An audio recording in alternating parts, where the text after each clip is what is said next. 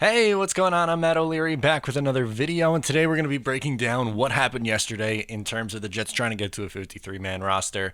But before we get started, just wanted to mention that you can follow me on social media at Matt O'Leary NY. If you haven't already, please make sure to call into the podcast, leave me your questions, and I'll try to get to it on the show. New episodes drop every Monday. For exclusive New York Jets content, head on over to the Patreon, patreon.com/Matt O'Leary NY. You can get yourself some exclusive podcasts, Q&As, pre-game live streams, articles, a whole bunch of stuff over there. Definitely worthwhile to check out. So if you haven't already, please make sure to check that out. And of course, Manscaped, 20% off using promo code JETS20. You can get yourself something nice like the Lawnmower 3.0. Its skin-safe technology makes shaving a breeze, and I absolutely recommend using it. All right, so let's break down what happened yesterday. There were some surprise cuts, some surprise decisions when it comes to the 53-man roster. So we're going to get into it. I'm going to go through the main ones, and then we'll look at the roster and what I think of all that. So first, James Burgess was released, which I was surprised with. I liked what he was able to do with this team, filling in for both Avery Williamson and C.J. Mosley last year. To me, he was someone that I would have kept around. I like James Burgess, but that one is a pretty big surprise, but not bringing him back. Then you have Jonathan Harrison, who was released. He took over as the Jets starting center last year after it didn't work out with Khalil. Again, I was pretty surprised that they decided to move on from him. I thought he would have been good depth to hold on to, but ultimately Joe Douglas decided that he could find offensive line help elsewhere, so look for the Jets to be active and bring somebody else in. Cornerback Lamar Jackson was released. Now they're going to bring him back to the practice squad. Not so much of a surprise there. They have a ton of guys at the cornerback position, so really not too surprised that they moved on from him. Nate Hairston was another casualty. Yes, the Jets traded for him. He looked okay in a couple of game sample size and then really wasn't that great down the stretch for the Jets. Quarterback Mike White was waived. They'll look to bring him back to the practice squad. Same thing with Zane Lewis. They released him, but supposedly they're going to try to bring him back. George Campbell and J.U. Chason were waived, or J.U. Chason. I forget how you say his name. They were both waived. Not too much of a surprise there. They were pretty far down the list on the depth chart at wide receiver. Matthias Farley was waived. Josh Adams was waived. They're going to try to bring Josh Adams back to the practice squad, though.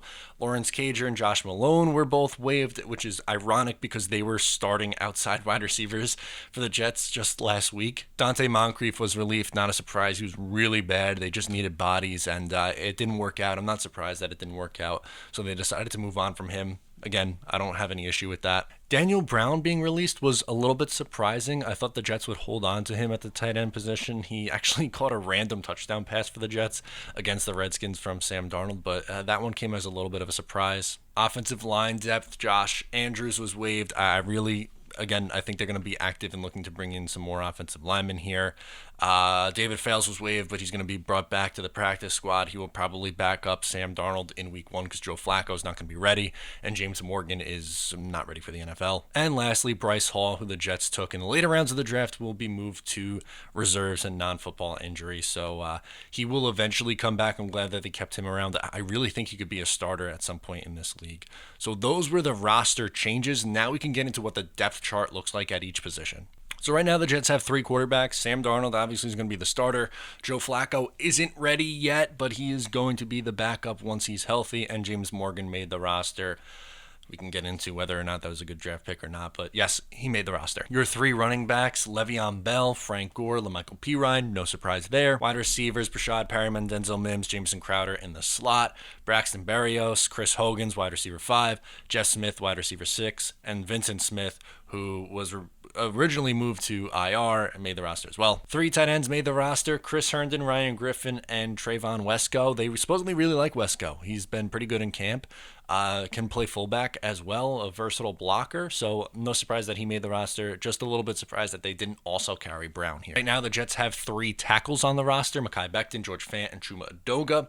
At guard, they have Alex Lewis, Greg Van Roten, Cameron Clark, and Connor McDermott. Right now, there's also only 1 center on the roster, and that is Connor McGovern, the starter, so I think they're going to find someone else to bring in here after they moved on from Jonathan Harrison. Jets held on to a ton of defensive linemen. You have Quinn Williams, Steve McClendon, Henry Henry Anderson, Kyle Phillips, Folo Fatukasi, Nathan Shepard, and John Franklin Myers all making the roster there. At edge, you have about 7 edge players: Jordan Jenkins, Terrell Basham, Frankie Louvu, Jabari Zuniga, Jordan Willis, Harvey Lange, and Bryce Huff. The undrafted free agent Bryce Huff makes the roster. He was the darling UDFA, and he did enough to make the roster, so good for Huff. At inside linebacker, you have Neville Hewitt, Avery Williamson. Those will probably be the 2 starters.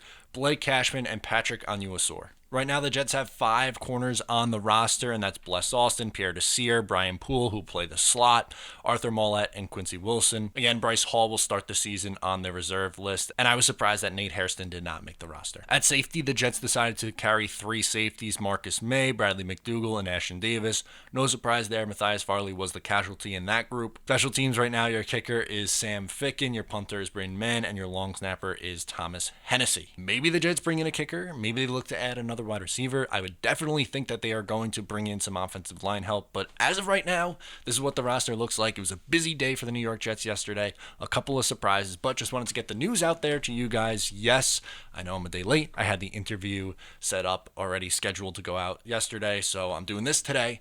And yeah, let me know what you think of the 53-man roster in the comments down below or on social media. Thank you so much for tuning in today. Once again, I'm Matt O'Leary, and I will talk to you next time.